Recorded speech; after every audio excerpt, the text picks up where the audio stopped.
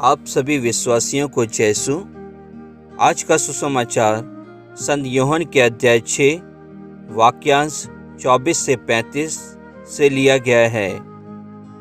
जब लोगों ने देखा कि वहाँ ना तो यीशु हैं और ना उनके शिष्य ही, तो वे नावों पर चढ़कर यीशु की खोज में कफरनाहुम चले गए।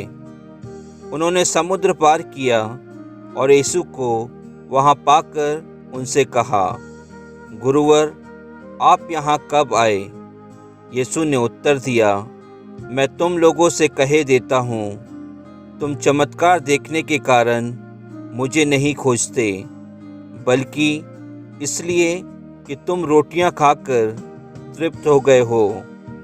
नश्वर भोजन के लिए नहीं, बल्कि उस भोजन के लिए परिश्रम करो जो अनंत जीवन तक बना रहता है और जिसे मानव पुत्र तुम्हें देगा, क्योंकि पिता परमेश्वर ने मानव पुत्र को यह अधिकार दिया है। लोगों ने उनसे कहा, ईश्वर की इच्छा पूरी करने के लिए हमें क्या करना चाहिए? यीशु ने उत्तर दिया, ईश्वर की इच्छा यह है, उसने जिसे भेजा है उसमें विश्वास करो।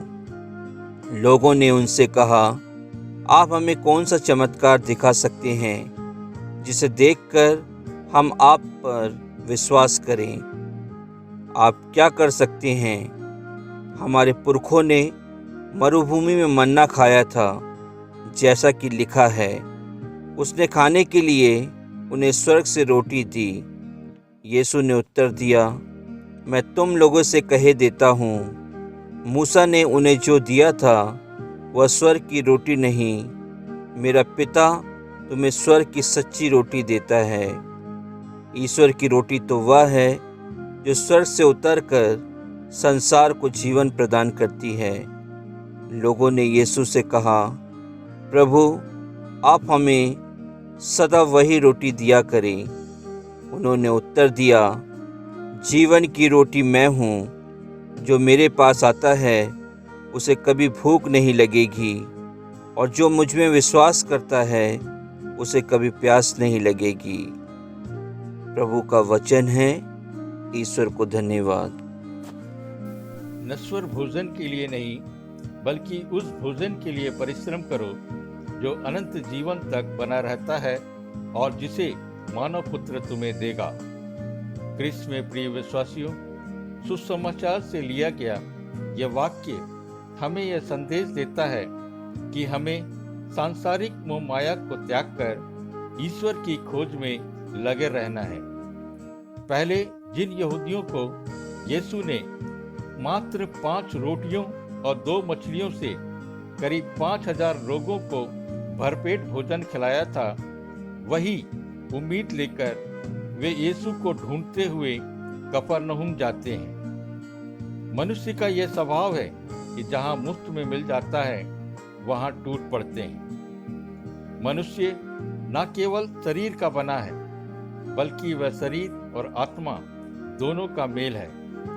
शरीर की भूख विभिन्न प्रकार की होती है और इसी भूख के चलते लोग परिश्रम करते हैं। आज तो बहुत से लोग इसी तरह जीते हैं जैसा कि वे भोजन को अपना ईश्वर बना लेते हैं। लेकिन प्रिय विश्वासियों, यीशु ही स्वर्ग से उतरी हुई वह जीवंत रोटी है जो संसार को जीवन प्रदान करती है। जो कोई उनमें विश्वास करता है वह कभी भूखा और प्यासा नहीं रहता। जो अपने शरीर की भूख तृप्त करने के साथ साथ आत्मा की भूख के बारे में सोचता है वह कभी निराश नहीं होगा। बिल गेट्स दुनिया का सबसे अमीर व्यक्ति है। उन्होंने अपना पद त्यागा और गरीब दीन दुखी भाई बहनों की सेवा के लिए निकल पड़े हैं। उन्होंने यह दिखाया कि धन दौलत को संचित करने से अच्छा आनंद नहीं मिलता है। उसे उदारता पूर्वक गरीबों को बांटने से ही सच्चा आनंद प्राप्त होता है। संत फ्रांसिस असीसी, कोलकाता की संत तेरेसा, संत लॉरेंस आदि ने भी यही किया था। सच्चा सुख पाने के लिए उन्होंने अपने धन दौलत अधिकार को त्याग कर गरीब जैसे मन बनकर गरीबों की सेवा की, इसलिए आज ये महान संत बन गए। प्रिय विश्वासियों, सांसारिक चीजें कुछ समय के लिए हमें तृप्त कर सकती हैं, लेकिन सबकी एक सीमा होती है। आज के सुसमाचार में प्रभु यीशु यहूदियों से कहते हैं, ईश्वर की इच्छा यह है, उसने जिसे भेजा है उसमें विश्वास करो। चिंतन का विषय है, क्या हम यीशु में विश्वास करते हैं कि वह हमें दोनों सांसारिक और आत्मिक भोजन देते हैं? कुछ क्षण मौन रहकर इस वाक्य पर ध्यान दें। आमीन।